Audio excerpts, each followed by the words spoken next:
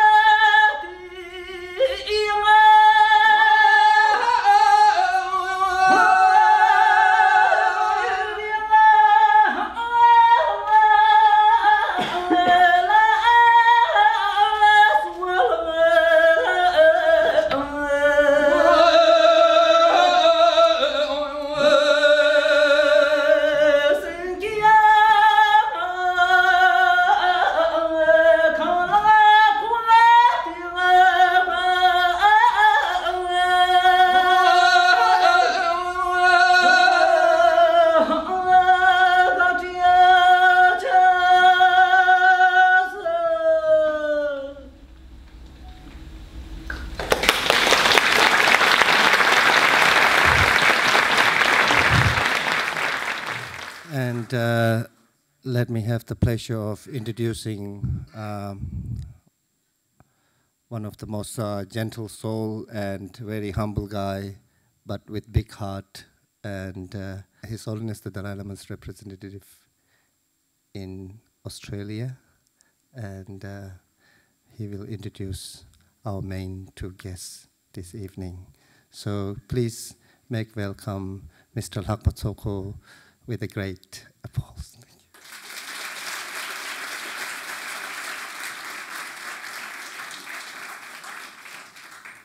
Good evening, ladies and gentlemen. Tashi Delek. It is a great honor for me to introduce our Honorable Sikyong, the President of Central Tibetan Administration in India, Dharamsala. As many of you may know, His Holiness 14th Dalai Lama has been the spiritual and political leader of the Tibetan people. However, in 2011, he devolved all his political powers and wanted the Tibetans to have an elected political leader. So in 2011, following an election involving Tibetans living in many countries, including Australia, Dr. Sangay became the first democratically elected political leader of the Tibetan people. He has won the confidence of the Tibetan people and was re-elected for a second term last year. Dr. Sangay was born in Darjeeling, famous for its tea, in northern India, and attended the local school for Tibetans in Darjeeling. He was an excellent student and went on to complete his Bachelor of Arts with honors and Bachelor of Law from Delhi University in India. In 1996, as a Fulbright scholar, he obtained master's degree, and in 2004, Doctor of Juridical Science, SJD, from Harvard Law School. SJD is the Harvard Law School's most advanced law degree, and Dr. Sangay is the first Tibetan ever to receive this degree. Prior to his election to Sikyong in 2011, he was a senior research fellow in Harvard University. In 2007, he was selected as one of the 24 young leaders of Asia by the Asia Society and a delegate to the World Justice Forum in Vienna, Austria, attended by top world legal experts and judges. In 2011, Dr. Sangay's swearing-in ceremony, His Holiness Dalai Lama said, "When I was young, an elderly Regent Takta Rinpoche handed over Sikyong's responsibilities to me. And today, I'm handing over the responsibilities to the young Sikyong Lobsang Sangay. In doing this, I have fulfilled my long-cherished goal. I hope that you all have an interesting evening listening to Dr. Sangay as he speaks about his vision for Tibet with Paul Barclay, presenter and series producer of Big Ideas on ABC Radio. As many of you already know, Mr. Paul Barclay is a Barclay Award-winning journalist and broadcaster who has produced countless stories over more than 20 years for a range of programs on most ABC radio network. Ladies and gentlemen, please welcome Honorable Sikyong, Dr. Lobsang Sangay, and Mr. Paul Barclay.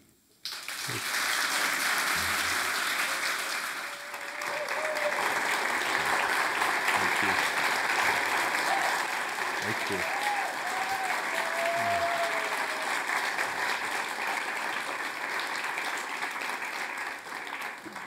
Well, that's a rock star welcome for you here in the Brisbane Powerhouse. It's wonderful to be here this evening for the second consecutive year at the Festival of Tibet for myself, and once again I'll be recording this conversation for my radio program Big Ideas on ABCRN.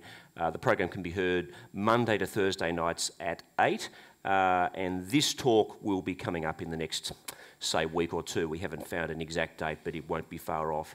It's a real honour to have this rare opportunity to sit down and speak with and hear from the Honourable Sikyong Dr. Lobsang Sangay, the President of Tibetan Administration, and he'll be talking with me about a range of issues, including his vision and hopes for Tibet, the challenges facing him and his country, and the progress being made toward autonomy for Tibet, or at least the prospect first of all, of opening up dialogue with China, among many other things. He visits Australia, as you know, as global geopolitics continue to be in a state of flux with an impending UK election in the shadow of Brexit. There's been the first 100 days of the Trump administration. I think today might be the 100th day. We were talking about that before. We continue to witness, of course, the rise of China and the omnipresent impact of climate change, that latter issue being of particular significance for Tibet. How do the struggles of the Tibetan people sit within that global context. We'll be talking about that as well. But please welcome the President of the Tibetan Administration, Dr. Lobsang Sangay. Thank you.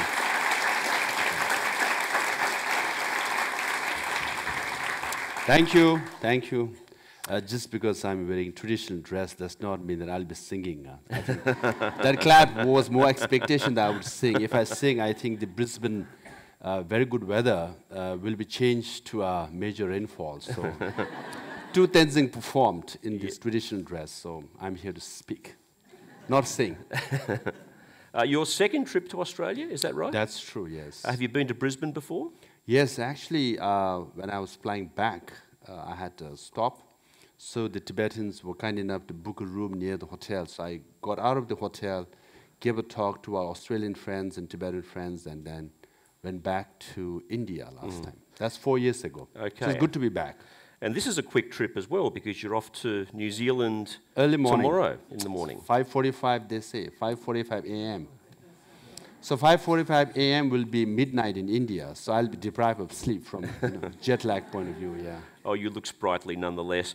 And you're coming back to Australia later in the year for a more extensive tour of the country. That's true. In August, I'll be going to Melbourne, Canberra, and Sydney. So I will be making rounds of Canberra as well. Ooh. So Well, let's good luck see with, how many. with Canberra. I'm pretty sure all the people in the government would like to meet with me, shake hands with me, and it won't affect their consultation fees with the Chinese government. Things didn't go too well last time when you requested a meeting with the then Foreign Minister Bob Carr, did they? Although you did meet with him to some extent. There was a karmic meeting. So when I landed in Melbourne, there was an early morning call, radio call, and I was asked whether I'm going to meet then Foreign Minister Bob Carr or not. I said, most likely not. But then when I went to the Parliament building of the Australia, so as we took the elevator, when the elevator opened on the first floor, who came in? Bob Carr. So someone introduced me, and I just say hi. I didn't shake his hand because less is cost his consultation fees. So moved on.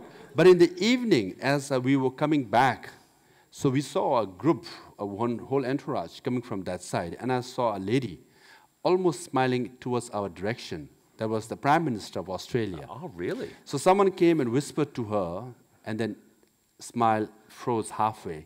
But I didn't mind. I thought even though they are in a very difficult position, I know the then Prime Minister, she was a very nice lady, kind in heart. But given the pressure from the Chinese government, she had to avoid. But it was a karmic meeting. So in the end, I said I met them in the karmic sense. Yeah. I mean, we are laughing about it, but of course China wields a lot of influence, strategic and economic, in a country like Australia. That makes it difficult for you to broach with governments like the Australian government the issue of Tibet and Tibetan autonomy. Is it possible at all for you to get foreign governments like the Australian government to change its mind, to at least meet with you and have conversations about this issue? Actually, if you go by shared principles, then it should not be a problem. For example, President Obama and George W. Bush and the other presidents, Clinton, they all have met with His Holiness Dalai Lama. Especially President Obama, White House made it very clear that they support one China policy, but at the same time they support middle way approach of His Holiness Dalai Lama. That is to seek genuine autonomy within China and within the framework of the Chinese constitution. So the American government says they support one China policy, sovereignty and territorial integrity of China, but they also support middle way approach. So they don't see contradiction at all. So if Australian government follows the same principle, then there is no contradiction between meeting us and supporting one China policy. And also, Australia was also a former colony. So when it was seeking its independence, it got the support from many quarters from around the world. And the Constitution of Australia is founded on democracy, human rights, and freedom. So what we are seeking is not just support us. What we are seeking is Australian people, Australian government should live up to their own basic principles on which Australia was founded and basic principles on which the Australian Constitution is enshrined. That's the value we expect. So yes, one should engage with China, one should do business with China, you should make profit, but often the case China makes more profit from you than other way around. But nonetheless, you should do business, at the same time stand up for your principle, that's all.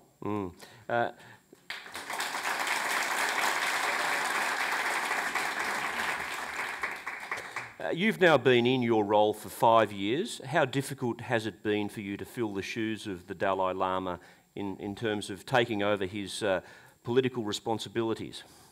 That's the biggest shoes one can try to fill in. It's very difficult. His Holiness the Dalai Lama is the life and soul of Tibetan people. He is the Nobel laureate. He is the advocate of compassion and peace around the world. But it was his vision that he wants to separate the church and the state in 2011. It's just that I happened to get elected around the same time. So I was given the responsibilities to handle political and administrative matters. All I'm trying to do is, fulfill his vision and, in some sense, help him. But this is personal because, often I've taken ride with His Holiness Dalai Lama. So it just struck to me that for 60-some years, he took the political leadership at the age of 16. Now it's 82. For all these years, any problem a Tibetan had, or a Tibetan people, or Tibet as a nation had, everybody rushed to him to complain. All the sufferings he had to listen. And as a spiritual leader, more so. People around the world, billionaires and millionaires, go and complain to him, share their sufferings. But then, who does he share his own anxiety and anxiousness or suffering? And then, how does he handle it, Then I thought, at least I'm that part or the piece which try to control or handle problems of the Tibetan people. At least less problems go to him. At least I'm of service, that much of service to him. So that's, for me, from karmic point of view, that's a real blessing. That's an opportunity. Even though this job is difficult, even though this job is struggle, nonetheless, every day I work hard. I feel I'm helping His Holiness a little bit, I'm helping Tibetan people a little bit, and I'm also fulfilling my parents' wish and legacy that we move on and we march on for the cause of Tibet. So that gives me peace of mind. Other than it's a freedom struggle, it's apt struggle. On a daily basis, it's difficult. Also, I fly economy class, that does not help. And since you were elected, you've been trying very hard to engage China in dialogue about the middle way approach that you just spoke of that can be accommodated within the Chinese constitution. What can you say about that? How much success have you had in managing to convince China to come to the table? Well, I think I know the answer to that question. It hasn't been much success. Yes. But do you feel like you're making progress toward that first goal? From the very beginning, in my first term, expectation was a bit low because then 2 envoys with the Dalai Lama have had 9 rounds of dialogue from 2002 to 2010. But from January 2010 to June of 2012, for 2.5 years, same envoys tried to meet with the counterpart, Chinese counterpart, and have dialogue. They did not succeed. In the end, they resigned. So then we kind of thought it's not going to happen very quickly, especially Xi Jinping's his first term. During first term, you always think of consolidating your power for your re-election. So expectation was a bit low, and as expected, not much progress has been made. But anyone who comes to meet with His Holiness Dalai Lama or with us, any Chinese journalists, scholars, we try to pass on the message that from our side, we are ready anytime, anywhere, to have dialogue, to resolve the issue of Tibet peacefully and non-violently. But let's hope by the end of this year, there will be changes in the Chinese leadership. By early next year, March of 2018, National People's Congress will meet, and the 7 or 5 number of leaders will come out. Hopefully, in Xi Jinping's second term, he will look at Tibet issue as one of those low-hanging fruits that he can touch and he can address it, because that will be good for his legacy and also good for China's image. You know, as you said, they want to be a global power. To want to be global power is all right, but you have to earn respect from the international community. You can only earn respect if you respect the Tibetan people. What does a middle way for Tibetan autonomy look like? Because there are many Tibetans who want complete independence from China as a separate, independent nation, as they say Tibet once was, but you're not advocating that. So what does the greater self-determination that would occur within the middle way look like for Tibetans? No, historically, Tibet was an independent country. In fact, a treaty signed in 8/21/23 clearly says Tibetans will be happy in the great country of Tibet, Chinese will be happy in the great country of China, signed by Chinese representative and Tibetan representative. Even China has recognized Tibet as an independent country. Now it is under occupation now, and Tibetans are repressed. So one section of Tibetan people are saying, historically Tibet was independent, hence it's our birthright to be independent. But His Holiness Dalai Lama and Tibetan administration, what we say is, let's be reasonable. For China, sovereignty and territorial integrity and unity of motherland is non-negotiable. One China policy is non-negotiable. We say we accept that. Now, but Chinese constitution says these are the rights Tibetan have, these are the autonomy that Tibetan have. If that is the case, if you implement your own laws as enshrined in Chinese constitution, we will take that as genuine autonomy. Hence, we are willing not to seek separation from China if we are given genuine autonomy. So this is the middle of occupation, repression, and independence and separation. So right in the middle, as stipulated in the Chinese constitution, give us those autonomy and we will accept. A little bit like the one country, two systems approach that applies to Hong Kong and Macau. Is that, as you'd see the arrangement being, similar to in Tibet? It's a little less than that. One country, two system, the basic law of Hong Kong, comes under Article 31 of the Chinese constitution. As far as Tibetans seeking genuine autonomy comes more under Minority Nationality Act of China of 1984. So yes, something like one country, two system, but less than that. So why have China been willing to give Hong Kong and Macau a degree of autonomy, even though we know that from time to time they interfere in Hong Kong and Macau as well, but have been unable and unwilling to do so with Tibet? What is your explanation for that? You know, I had 6-hour stopover in Bangkok airport. So I was very tempted to go out and venture into the city in Bangkok. But then when of course, we all know the bookkeepers, publishers of Bangkok disappeared. Chinese publishers, remember, disappeared to Hong Kong, disappeared to China. I said, I better not venture to Hong Kong because I won't be in Brisbane if that happens. So, there's element of trust or mistrust, and then other is sheer discrimination, if not racism. One, it seems the Chinese leaders, they don't trust, at least the hardliners, they don't trust His Holiness Dalai Lama, they don't trust Tibetan people. They think if you give them something, they will ask more, they will demand more, or they will get out of control. Then that is proven because Hong Kong has one country, two system, Macau has, right? So Chinese government is willing to give autonomy or autonomies to Han Chinese people, to Hong Kong, to Macau, even Shenzhen, special economic zones, right? Chongqing was never a province. It was carved out of Sichuan province, right? There were 100 million people, 20 million people carved out and made into a Chongqing autonomous area. So as far as Han Chinese are concerned, they're giving autonomy right, left, and center. When it comes to Tibetans, I say, what about us? You say, yeah, you are part of the family, but you are the untrustworthy part of the family. So hence, they don't give us autonomy. So that element of discrimination, that element of racism is the problem. So that's how you see it, as a form of ethnic discrimination, essentially. Discrimination and racism, because when it comes to Han Chinese, they give autonomy here, they give autonomy there, all the time, right? And when it comes to Tibetans, they say, no, we can't give you because you will ask for more. But, that argument is, not substantiated because we have 6 million Tibetans. They have almost 3 million PLA soldiers. PLA soldiers 20 to 40, 50 years old with automatic machine guns. So for every 2 Tibetans, there is one Han Chinese soldier with a machine gun. So I think, you know, they can definitely trust us, because if you have that many guns and that many tanks.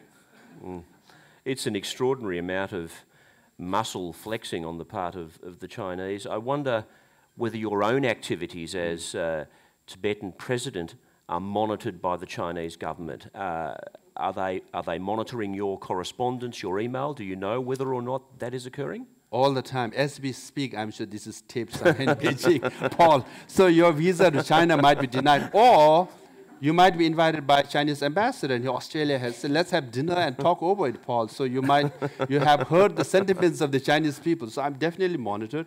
For example, when I was meeting, it happens all the time. When I was meeting leader Nancy Pelosi in Washington, D.C., they got a call 15 minutes ahead of the meeting, say, you are meeting him at 4 p.m. Don't hurt the sentiments of the Chinese people. Please cancel the meeting. But the good thing is the staff members said, thank you very much. And the meeting went on. So I hope when I come in Australia, in Canberra in August, I will have similar meetings. They'll put down the phone and meet with me anyways. So that's what I expect from Australian leaders. Paul, you will help me broadcast that, yeah?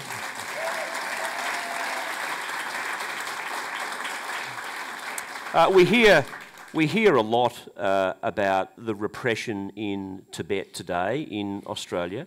What is life like in Tibet for the average Tibetan today? How much or how little freedom do they enjoy? What is the degree of repression that they face at the moment? 2 recent incidents.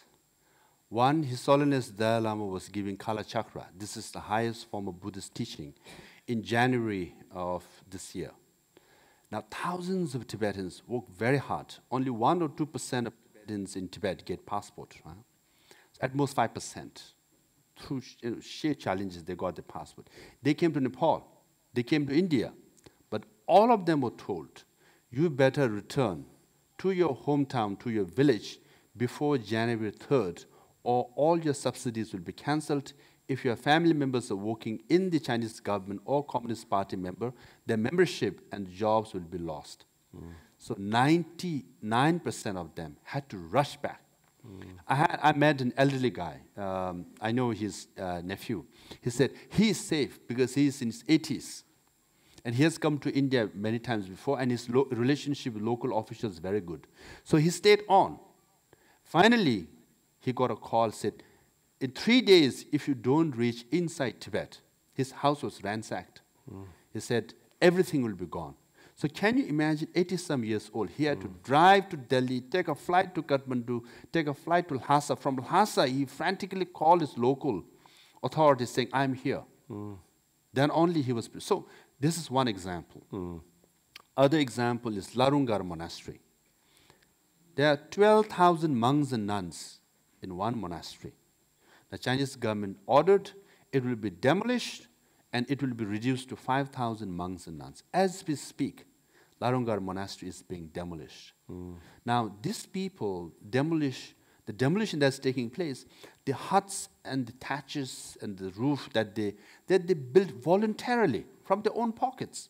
That includes Tibetans from all walks of life, nomads, farmers, young, old, including Han Chinese. A couple of thousands of Han Chinese. They're there to seek teaching from spiritual masters.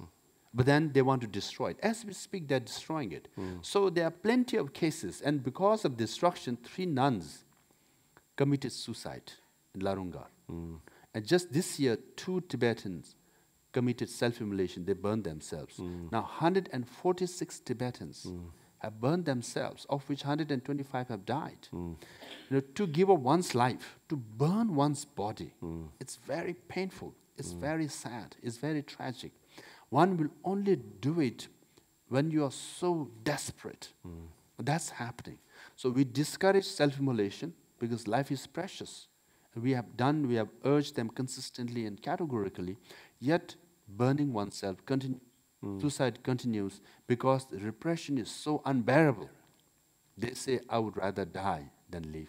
That's the situation in Tibet. It's a terrible situation, isn't it? Very sad. So there is no religious freedom at all in Tibet today. There is freedom in the sense of rituals. You know, they allow certain things. But then overall, systematic repression is very, very clear. And because in Tibet, they have grid system. All nomads and farmers from remote places are issued a biometric ID card. Now, it sounds good, but which means everywhere you go, you have to swipe your card. So in Lhasa, every 20 meters, there's a check post. Then you have to swipe your card. Now, after some time, the data will be accumulated, and they will ask you, you are from this remote area, how come you have been to 10 different places in the last 2 years? And you will be, put under suspicious category and then blacklisted, and you are in deep trouble. so they're under constant surveillance, in other words. Oh, there's the, Freedom House said, and also the Journalists Without Borders, they said, it's more difficult to get into Tibet than North Korea.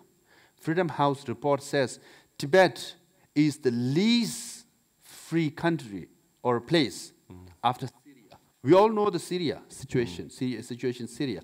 After Syria, it's Tibet. So there's a grid system, there's surveillance cameras, and following you all the time. Yeah, that's the situation. It's very tragic. Yeah. Almost impossible, I think, for foreign journalists to get into Tibet to report on these activities too, I understand. Very difficult. And even when you're allowed, it will be a guided tour.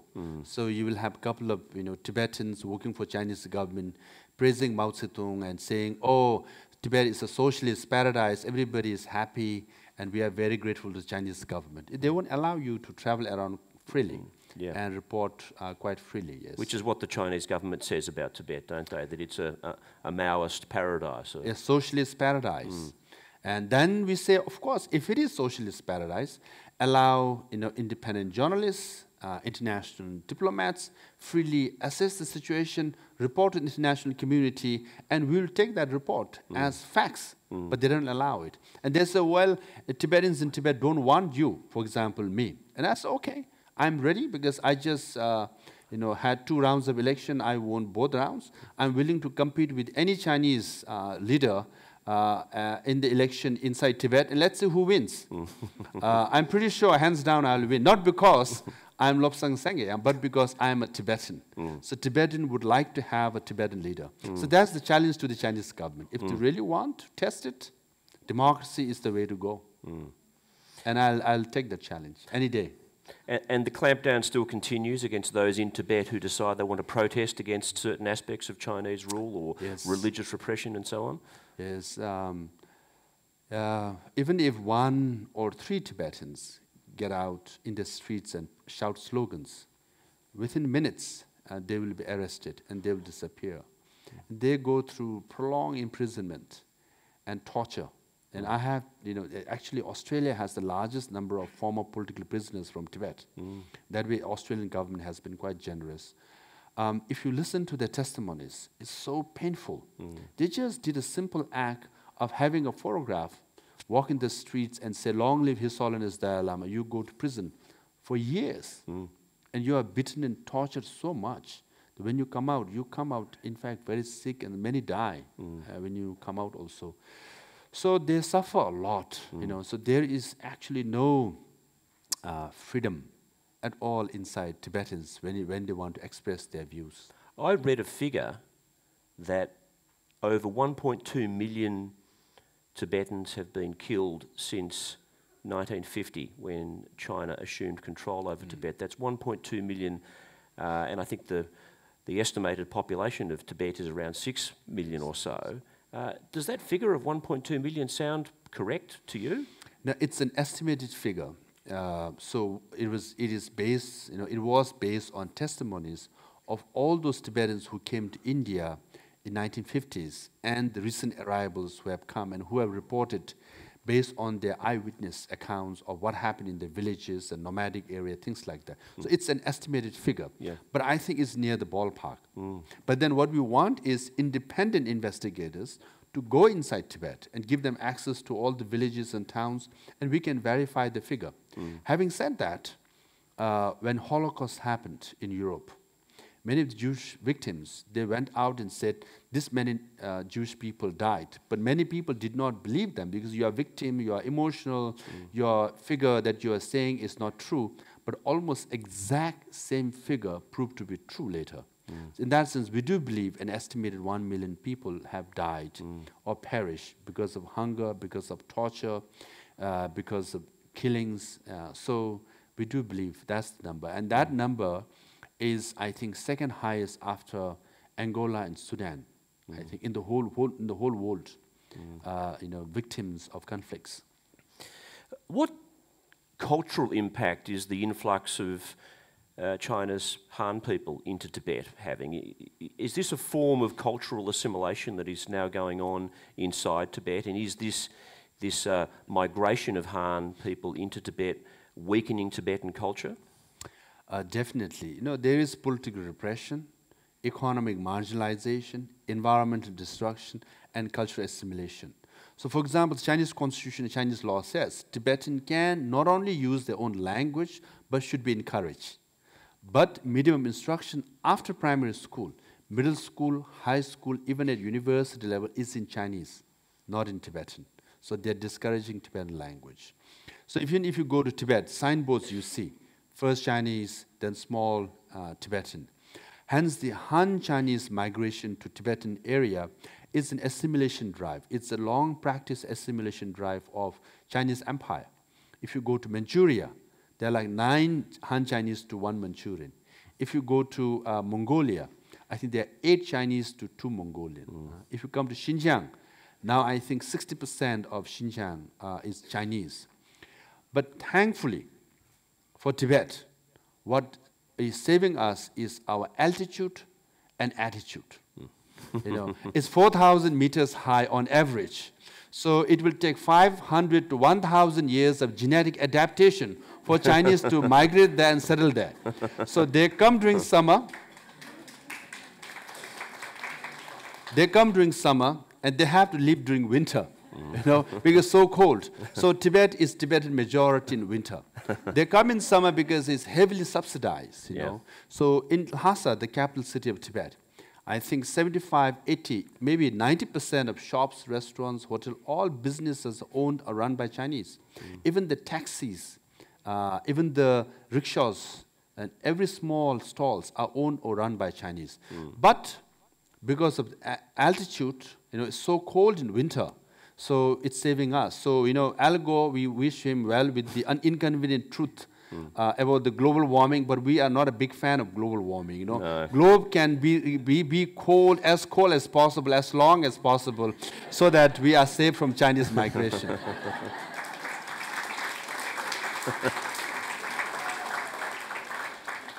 You mentioned the difference in approach that the United States government has taken to the issue of Tibetan autonomy compared to Australia, who won't even countenance the issue. That Australian government basically supports the Chinese government view. How might the new Trump administration deal with the issue of Tibetan independence, do you think? I mean, one thing that's been apparent about Donald Trump is that he's not terribly fond and is critical, very much so, of the Chinese government. Might this, do you think, lead to a more aggressive stance, perhaps, by America to urge China to take greater action toward Tibetan autonomy? All the past presidents of the United States, from George Bush the father to Clinton, George W. Bush and Obama, have met with His Holiness the Dalai Lama. And I hope and I believe that President Donald Trump will continue the tradition and meet with His Holiness the Dalai Lama and support the Tibetan cause. That's our hope. And meet with you? Very unlikely. Yeah. And then we don't make the request also because we know this, the protocol and how sensitive it is. And the Secretary of State, Rex Tillerson, has also said that he encourages dialogue between the envoys of the Dalai Lama and Chinese counterpart or Chinese representative, that he would meet with His Holiness the Dalai Lama as well. So we hope what Secretary of State Rex Tillerson has said will happen.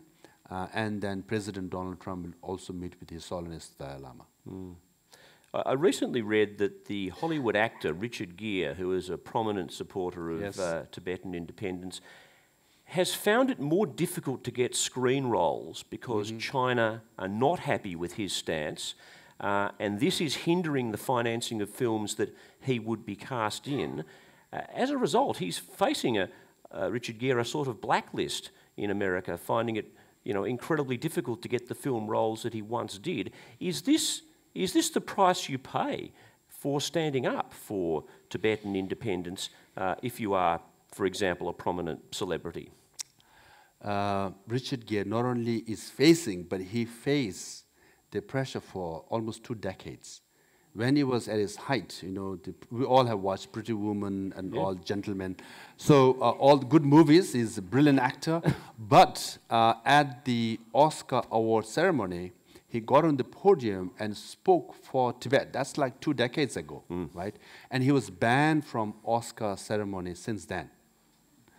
And then the recent stories is that, so he had difficulties getting major, blockbuster movie from major entertainment companies. So, but he has taken the indie route, independent films, and his film Norman, I believe, is doing very well. All critical reviews. So when it comes to Australia, you must watch him.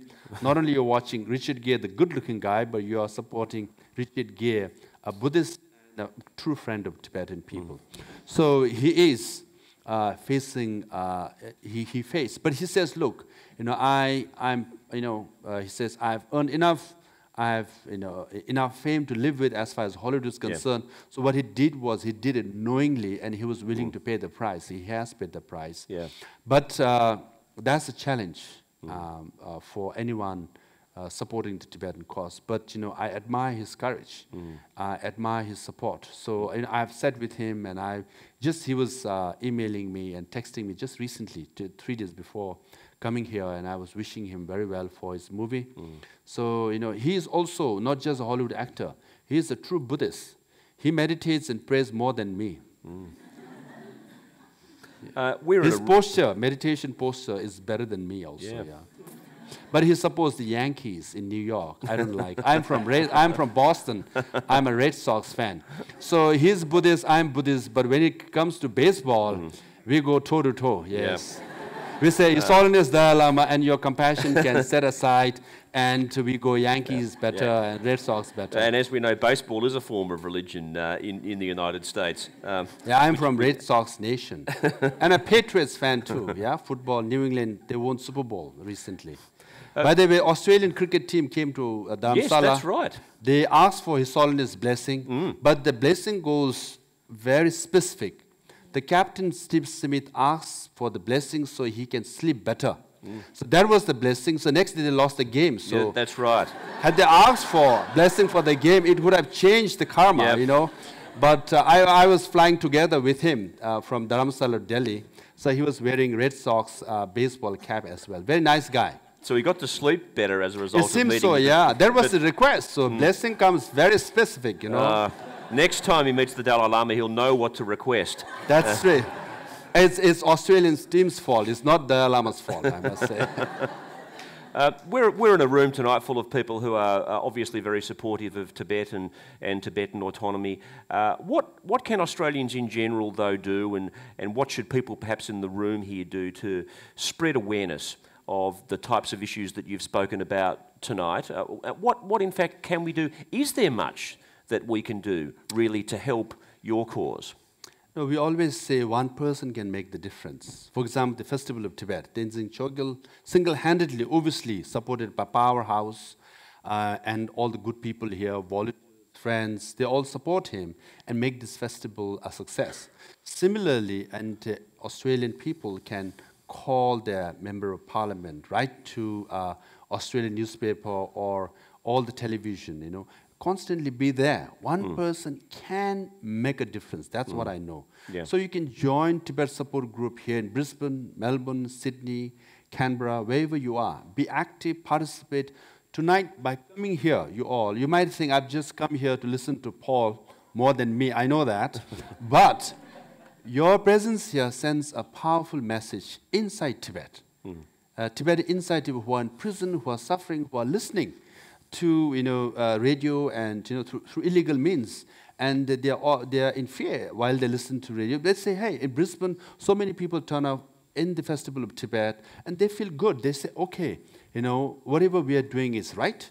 There are good people in Australia who are supporting us, who are with us. So every person who is in this room sends a powerful message of encouragement and hope to Tibetans inside Tibet, and also a small message to Beijing. Tibetans are here, we are with them. You might be more rich and more powerful, but the truth will prevail. Rugged spirit of Tibetan people, resilient spirit of Tibetan people will prevail in the end, because we are with you. So that's the message to Beijing.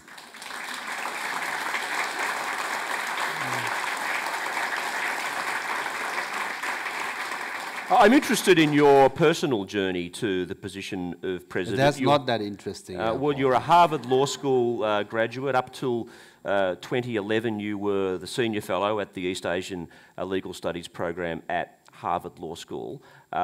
You know, a comfortable job, an interesting job, intellectually stimulating job. Why did you choose to move into politics, especially given the, you know, politics is one thing, but especially given the very unique challenges of your job, the difficulties that you face? I think it's less politics, more freedom struggle is a cause. You know, so when you hear and read about the tragedy in Tibet, the sufferings they're undergoing, and I have my relatives, we all hear that. And the self-immolations, Tibetans burning themselves, committing suicide, nomads and farmers protesting against, you know, mining, hydropower, all that on a daily basis. And then since young, your parents always tell you how Tibet was lost, how it was occupied. And then our greatest leader, His Holiness Dalai Lama, how much hard work he does on a daily basis. When you read all these things, my contribution is not even sacrifice. My contribution of going back to India, leaving my job in America and taking these responsibilities pale in comparison to what Tibetans in Tibet are doing, what His Holiness Dalai Lama has done for this many years. So just a contribution from my side, and just continuing my parents' wish and legacy. They fought against Chinese, because my father was a former guerrilla also. My uncle was also. They fought and they were willing to fight. And at least what I have to do is non-violently. And what I have to do is show up and talk, not with guns, but with whatever little skill that I have.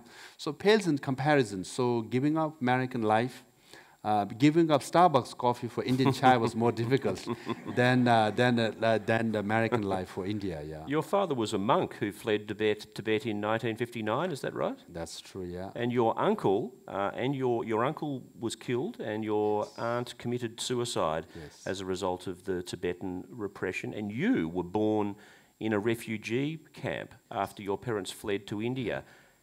All of this would tend to explain to me your desire to want to play a role in change. Do you think that, in a sense, this struggle has been in your blood really pretty much since you were born? Again, Paul, my story is nothing different from any who's in this room or who's listening. All have been through the same experience. Yes, my uncle was airdropped inside Tibet and he died. My aunt found the torture of my other uncle so unbearable that she she jumped into a river, and she was pregnant and she had a young child, and two of them, and one dragged himself out of her grave, and then he lived, and I met him, he's in India. Then the other one did jump and then died, So when you hear all the stories, you just feel that I should do something. And my father's last wish was that he returns to Tibet and he died there. So he always said, I want to die in Tibet. And I said, my father, I said, your wish will be fulfilled. And it was unfulfilled. And I had uncle from my father's side who I used to talk to from time to time. And he used to say, I am your last family member from your father's side.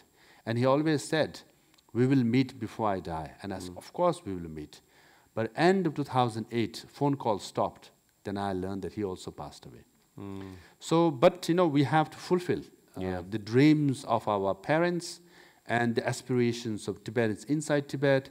They all are saying, we want to see His Holiness the Dalai Lama return to Tibet. We want to see basic freedom of Tibetan people. Till those aspirations and dreams are fulfilled, one must work hard, one must contribute. So I'm that small part of that effort. So every Tibetan is making that effort. Tenzin Chogil here, everyone is making the effort. So, I'm just doing a contributing factor. You have not been permitted to go back to Tibet either? No. I understand you wanted to go back to Tibet after your father died to pay your respects in Tibet. You requested permission to go to Tibet from the Chinese authorities, did you? Yeah, in a way I was promised to go to Tibet. So I flew to Beijing. And then after several days, I made the request. I said, now, can I go to Tibet? They said, no, they don't have enough people to receive me in Lhasa. And you're talking 1.3 billion Chinese in China. Right? They have not enough people to receive me in Lhasa. And I was quite personal and emotional. I said, it's my 1-year anniversary of my father's passing away. So I just want to fly in the morning, light a butter lamp, offer a candle in Chokang, that's the holy shrine, and come back in the evening. That officer said, we don't have enough people to receive you in Lhasa. Then I got the message, this is I'm dealing with. This is the wall I'm facing. They're so unemotional. They're so cold, and in some ways ruthless.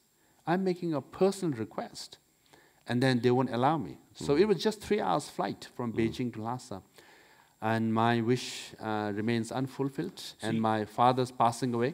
It's every person's desire is to go and light a lamp in your own parents' memory. I've not been able to do that. So you have both that personal experience, plus you also have the experience professionally in your current position of dealing with China as well, and of not getting very far, it has to be said. Do you despair? What do you draw on to stop you feeling despairing that no progress is being made? Well, if His Holiness the Dalai Lama can work so hard for 82 years, it's my 6th year. But also, I think great Indian scholar Shantideva said, if you can solve a problem, why worry about it? If you cannot solve a problem, what is the point of worrying about it? So I worry less, I focus on my efforts. So also in Buddhism, sense of impermanence, you are born, you die. No one can escape death. So as long as you live, you do something for the people. And also the freedom lost and freedom gained is part of the same road. Freedom ends here, freedom regains here. But the most difficult job is to connect the dots there. So I'm one of those dots which is connecting. So I hope I'm more at the end of the dot than at the beginning of the dot, So you keep connecting the dot, our day will come. Yeah. That's absolutely certain. As sun shines in the morning, there will be freedom in Tibet. That I'm absolutely certain. My job is to keep connecting. When the final connection happens, hope I will be there. If not, also, my father's wish will be fulfilled, and I'll be very happy. So at the end of your life in Buddhism, we all die. And when you die, when you look back, you should not die with regrets. Yeah. You should die thinking, I tried my best, but I've groomed my daughter and granddaughter to be a freedom fighter, then I die peacefully. That's all you can ask for. Yeah. So it's the beginning, it's the end, and I hope I'm almost there at the end. So it will happen during my term, then that will be karmic. So that will happen, that I'm absolutely certain. Tibet is the roof of the world, the third pole, some call it. There are around 46,000 glaciers on the plateau of Tibet, but they are melting due to global warming. The temperature in the region has increased by an alarming 1.3 degrees. If the glaciers continue to melt at the rate they are melting now, then 2/3 of them will be gone by 2050. They're very sobering figures. Is enough being done since the COP21 talks, do you think, to address this issue and the impact it's having on Tibet? Yes, and the world, of course. Yes. Supporting Tibet is not just about 6 million Tibetans. It's about the region, whole of Asia and the whole world. Because after Antarctica and Arctic, Tibet has the highest reserve of ice. And the difference is when ice or melt in Antarctica and Arctic, it goes to ocean. But as far as Tibetan glaciers are concerned, when they melt, it forms fresh water, turns into rivers. So all the major rivers of Asia, Yangtze River, Yellow River, the cradle of Chinese civilization, start from Tibet. Brahmaputra River, lifeline for Asia, lifeline for Bangladesh and northeast of India, flow from Tibet. Mekong River, Salween River, Irrawaddy River, for whole of ASEAN countries. The famous Mekong River of Vietnam Delta flow from Tibet. And Indus River, Sutlej River, all flow from Tibet. The fresh water starting from Tibet provides water to 1.4 billion people in that area. Yeah. Now, the challenge is this. China has 19% of the world population, but only 11 or 12% of fresh water, which means already 400 million Chinese or more are facing water scarcity. Situation in Bangladesh is worse, situation in India is worse, situation in Pakistan is worse. Now you are looking at almost 50% of the world population depending on Tibet as a water tower, and 50% of the world population is facing water scarcity. Hence, some experts have said before wars were fought over land, now wars are fought over oil, hence Middle East is in crisis. Soon wars will be fought over water, and Tibet is the water tower. Now, with Chinese migration into Tibet and the urbanization of Tibetan area, Tibetan plateau, is increasing the temperature within Tibet. Hence, glaciers are melting faster. So you're right, some scientists have said 50% of glaciers of Tibet is already gone. Of the remaining 46,000 glaciers, you cited the number of 2050, but 2100, 75% of 46,000 glaciers will disappear. Now you're looking at a major, major crisis. Half the population of the world with 75% of the glaciers melting away. Now what will happen in that situation? Wars are very likely in that situation. Hence, restoring the status of Tibetan people as the steward of the Tibetan plateau is very, very important as far as climate is concerned, as far as environment of the region is concerned. Absolutely. The permafrost, for example, is storing carbon in vast amounts of carbon. If it degrades, the carbon is released, further exacerbating climate change. And the other related issue, of course, is the damming of the rivers in Tibet. I think all of the main rivers in Tibet have been essentially dammed by the Chinese, haven't they? That's true. Not just one or two dams, 10, 20 dams per river. Number one, they want to control the flow of rivers. So if necessary, eventually they can divert the rivers into China from all the neighboring countries. So number three is they want to generate hydropower, sell hydropower, and make money. Now, here we are drinking this water. We all pay to buy. Tibetans have been providing water to 1.4 billion people. We never charged them even a penny. So had we charged for centuries, we would have been the richest country in the whole world. But Tibetans were Buddhist, generous. We shared water with the rest of the world. But China is damming them, and controlling the flow of rivers. And also, damming of rivers from military point of view is also very dangerous weapon. For example, if you open the dam or you break the dam, when water gushes through, it will sweep all the roads and railways and villages downstream. If your enemy has crossed to this side, if everything is washed out, these soldiers from the other country will face major challenges because you won't have food supply, you won't have any supplies, right? So the dams can be a major weapons also. Some army general told me. So in that sense, damming of rivers is taking place. Not just that, Tibetan nomads and farmers are protesting because there are some sacred mountains and mining is taking place. 123 different kinds of minerals. Iron, it's not just Australia, Tibet also has iron. And gold, copper, borax, uranium. Trillions of dollars worth of the minerals are there. All this are exploited. Even sacred mountains are not spared. Trees are cut from sacred mountains, mining taking place from sacred mountains, and Tibetans, nomads and farmers are protesting out in the street just to protect their sacred mountain. Well, they're being moved off the land, aren't they, the nomads in Tibet? Yes, according to Human Rights Watch, around 2 million nomads are forcibly moved to urban areas from nomadic areas. So what can you tell us then about the recent reports that China is considering turning the entire Tibetan plateau and the surrounding mountains into a huge national park? I don't know whether you've heard about this. Yes, the third pole national park would be by far the biggest national park in the world, covering an area of 2.5 million square kilometres. These are the reports, but of course, as you say, this is an area with massive mineral wealth. Yes. Regardless of the merits of turning this area into a national park, and there are clearly environmental merits, can you see China turning its back on the mineral wealth in this area? Very unlikely, but Chinese leaders should, if they don't want to listen to us, or His Holiness Dalai Lama, who everybody in the world listened to, listen to him, but it seems Chinese leaders don't want to listen to him.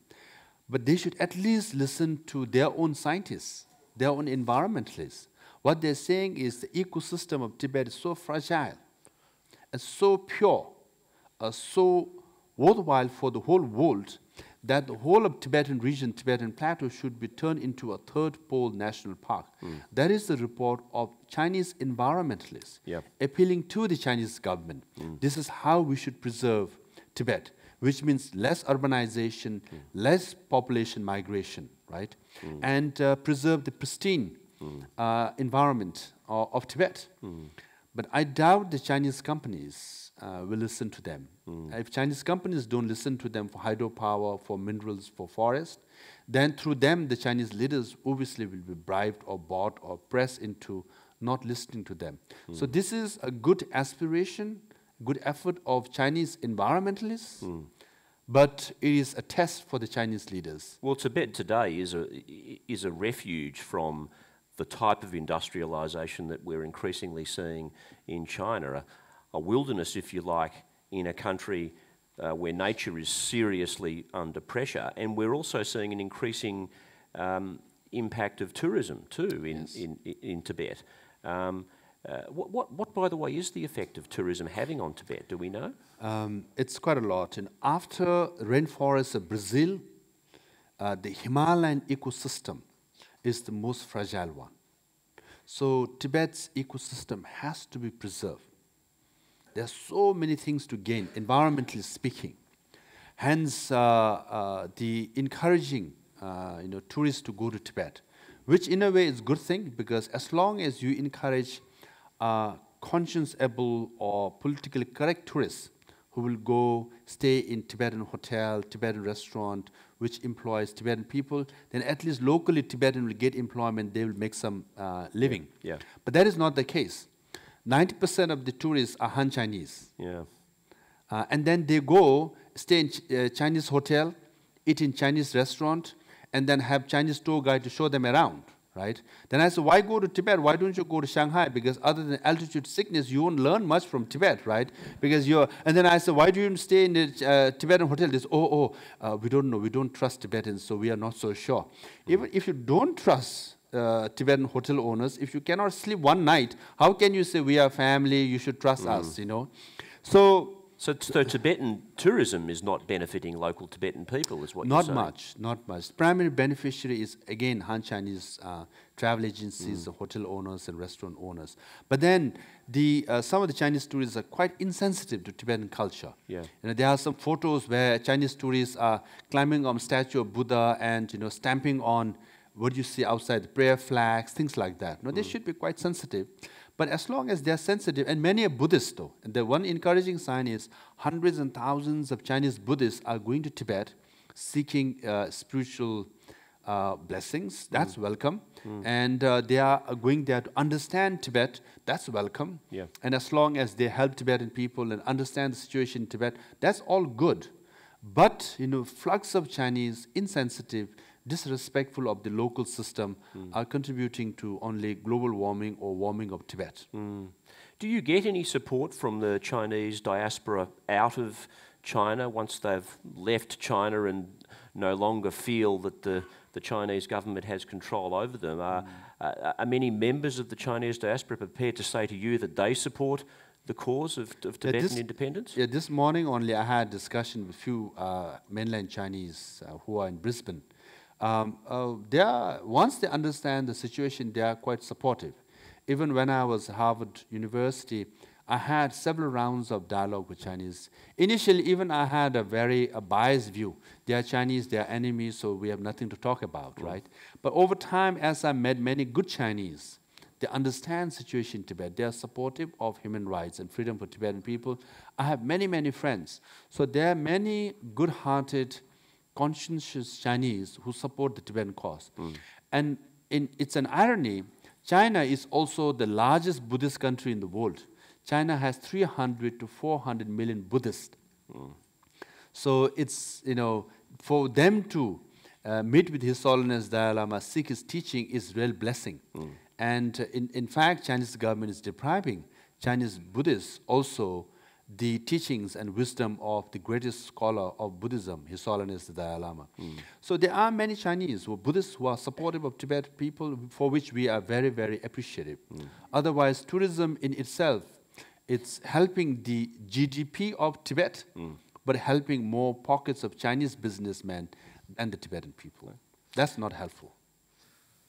His Holiness has intimated there mightn't be a reincarnation of the Dalai Lama. Would not that make the job of the political leader, like that you are, immeasurably harder? Because it seems to me that the glue that holds everything together is in the office of His Holiness. Are you guys considering that and how hard it's going to be without that glue? Bill, I think you asked, as a spiritual person is asking a spiritual question. You should know, like Geshe-la sitting next to you, His Holiness is a trained monk, trained dialectic debater. When a journalist asks him, are you going to be the last Dalai Lama? He will say, maybe. Is the next Dalai Lama going to be a woman? Maybe. Because you can't rule out from the realm of possibilities, right? It's possible. So is next Dalai Lama going to be a woman? Yes. Or a Spanish or American? Yes. But at the end of that question, he always says, it is for the Tibetan people to decide. So Buddha of compassion, Avalokiteshvara, and Tibet cannot be separated. Dalai Lamas and Tibetan people simply cannot be separated. They are like the moon and the sun. Each depend on the other. So he is the 14th Dalai Lama. There will be 15 Dalai Lama because we, the Tibetan people, will pray, wish and appeal that he come back, and he will come back. So there will be Dalai Lama of Tibet for as long as it is needed. But His Holiness Dalai Lama is very healthy. He maintains a schedule more robust than me. So he has survived 3 generations of Chinese leaders, and he will survive this generation of Chinese leaders as well. So in his lifetime, he will return to Tibet, and he will give that Kala Chakra from Potala Palace. Billy, you will join me and dance with me together and listen to his teaching as well. So we all will feel blessed, and that will be the day when we say, again, the arc of history bend towards justice more often than not. And justice will bend towards Tibet. That will be the day. That will be the best chapter of world history. That will be the best chapter in our lifetime also. So let's hope and pray and work very hard towards that goal. So there are more Chinese in Australia than Tibetans. There are more Chinese in China than Tibetans already anyways, right? Odds were against us anyway. When you win, despite all the odds, that victory, that success is sweet. But we are Tibetans. We will take that sweetness with compassion, not with vindictiveness. So that will be a good chapter to write, Bill. So let's march together, and we will get there sooner than later. I want to get there during my term, so that I can say, oh, Tibetans, I could not bring my father, but I'm here with you all. With that note, thank you very much. Thank you very much, Paul. Thank you.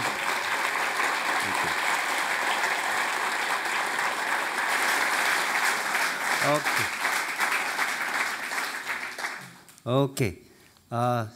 Thank you so much, Dr. Sangay and Mr. Paul, for your wonderful and interesting conversation on some of the serious issues of Tibet and the Tibetan people are facing today. We would like to thank Mr. Paul Barclay. Thank you very much. Thank you. Thank you, thank you, thank you. This is the official gift from my office. It says, in profound appreciation of your support to Tibetan people in Tibet, Kashak Central Tibetan Administration.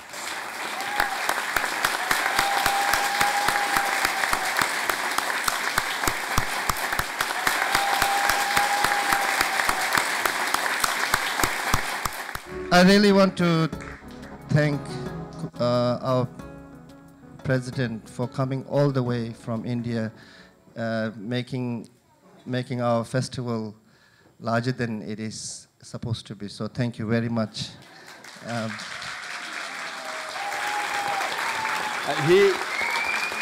Tenzing Chogil is the one who organized week-long event, to organize this, to run things, and at the same time sing, dance, play. It's a Herculean task. So Greek had Hercules, Tibetans have Tenzing Chogil. Thank you.